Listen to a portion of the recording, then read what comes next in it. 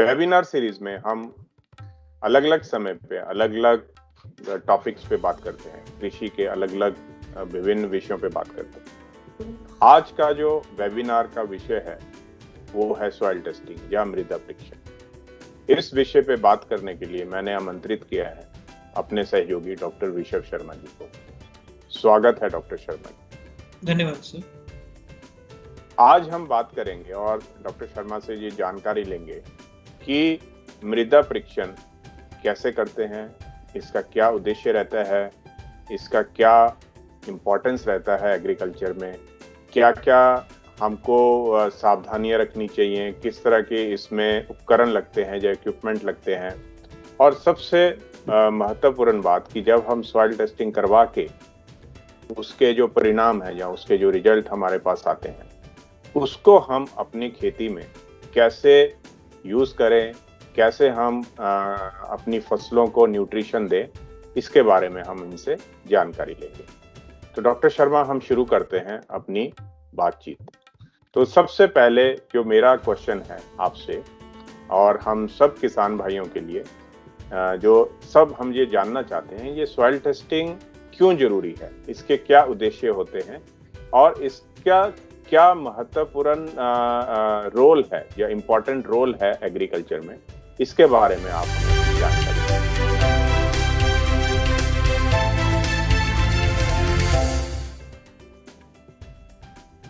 जी, देखिए sir, soil testing बिल्कुल एक उसी तरह हम अगर हम अपने मानव शरीर के साथ अगर इसे एक कंपेयर करें तो ये उसी तरह है कि जैसे हम लोग डॉक्टर के पास जाते हैं और उन्हें अपनी परेशानी के बारे में बताते हैं तो डॉक्टर हमें कुछ टेस्ट लिख के देते हैं ताकि उन्हें ये पता चल सके कि हमारे शरीर में प्रॉब्लम क्या है और उस प्रॉब्लम के आधार पर वो हमें दवाई लिख के देते हैं। वैसे ही सॉइल टेस्टिंग है। सॉइल टेस्टिंग बहुत अब मैं कहूँगा कि अगर मिट्टी में किसी तरह की कोई प्रॉब्लम है तो मिट्टी कभी बताएगी नहीं। तो यही सॉइल टेस्टिंग एक माध्यम है जिसके तहत हम कुछ दवाइयां बनाते हैं मिट्टी के लिए जिस प्रकार की कमी उसमें पाई जाती है। अगर हम लोग बात करें, सबसे पहला, जैसे अब आपने मुझसे पूछा कि इसका मेन ऑब्जेक्टिव क्या रहता है या मेन तथ्य क्या है इसके टेस्टिंग के, तो सबसे पहला तथ्य होता है सॉइल हेल्थ स्टेटस, यानी कि मिट्टी के स्वास्थ्य की जांच। जैसे मैंने आपको बताया कि हम डॉक्टर के पास जाते हैं तो वो हमें कुछ प्रिस्क्रिप्शन लिख के देते हैं बेस्ड ऑन सर्टेन टेस्ट, यानी कि कुछ टेस्ट के आधार पर हमें वो कुछ दवाइयां लिख के देते हैं। जैसे बात करेंगे, अगर किसी के शरीर में हीमोग्लोबिन की कमी है तो उसको आयरन बेस्ड सप्लीमेंट दिया जाता है।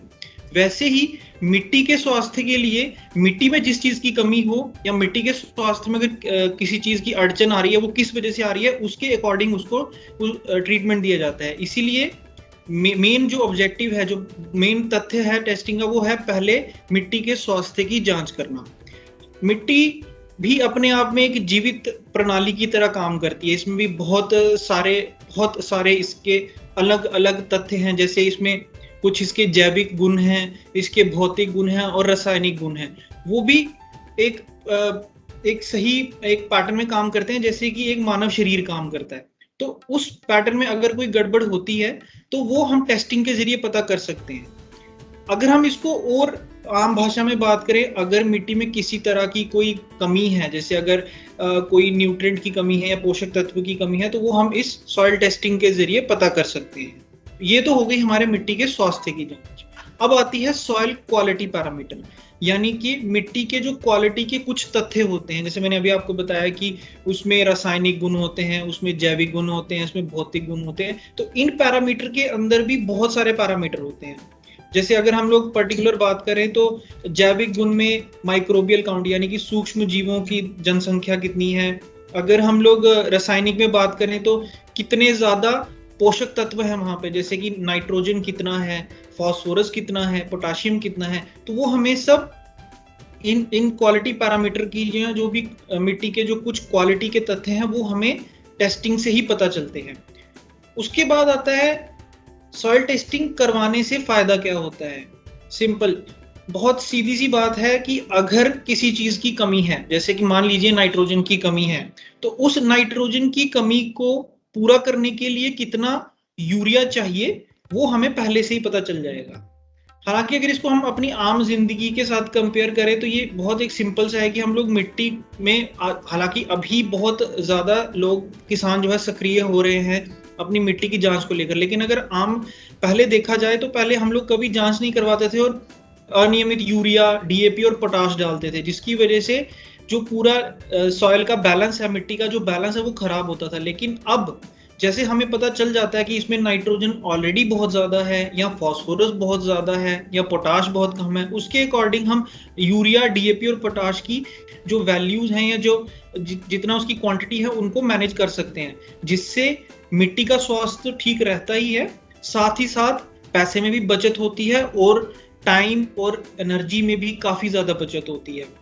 तो किसान को काफ़ी मुनाफ़ा रहता है और अंत में जितना खाद चाहिए, जितना उर्वरक चाहिए हम उतना ही डालते हैं। उससे मिट्टी का स्वास्थ्य जैसे मैंने कहा अच्छा रहता ही है और साथ में जो उसके सेकेंडरी इश्यूज़ हैं, जो जिसकी वजह से जैसे सेकेंडरी इश्यूज़ जैसे हो गया मिट्टी का प्रदूषित होना या भूजल का प्रदूषित होना, इन चीज़ों से भी काफ़ी हद तक बचा जा सकता है। तो इसीलिए कहते हैं कि मिट्टी भी जीवित है, इसीलिए मिट्टी की जाँच कराना ज़रूरी है। और ये जो मैंने आपको 4 तथ्य बताए, ये हैं मेन ऑब्जेक्टिव या मेन पैरामीटर जिनके बेसिस पे सॉइल टेस्टिंग कराना बहुत ज़रूरी है। धन्यवाद डॉक्टर शर्मा। तो मैं जो समझ पाया हूँ वो इस तरह से है कि जैसे हम खाना खाते हैं, तो खाने में हम अलग-अलग व्यंजन खाते हैं या अलग-अलग हम फ्रूट खाते हैं, फल खाते हैं। तो हर फल का एक अलग महत्व रहता है, हर व्यंजन का एक अलग महत्व रहता है और व्यंजनों में डलने वाले जो मसाले हैं या नमक की बात करें, मिर्ची की बात करें, वो उतना ही अच्छा लगता है जितना कि हम खा सकें।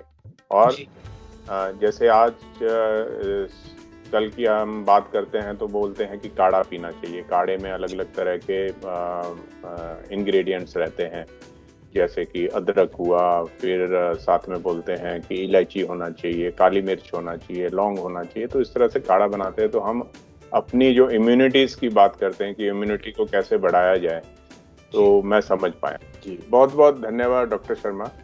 आपसे बात करके बहुत सी जानकारी मिली और मैं समझता हूँ कि हमारे किसान भाई इस बातचीत का उचित लाभ लेंगे और ज़्यादा से ज़्यादा अपने खेतों का सॉइल टेस्टिंग करवाएंगे और सॉइल टेस्टिंग के बेस पे जितना ज़रूरी है उतना ही उसमें फर्टिलाइज़र या उर्वरक डालेंगे। बहुत-बहुत धन्यवाद आपका। Thank you so much. धन्यवाद।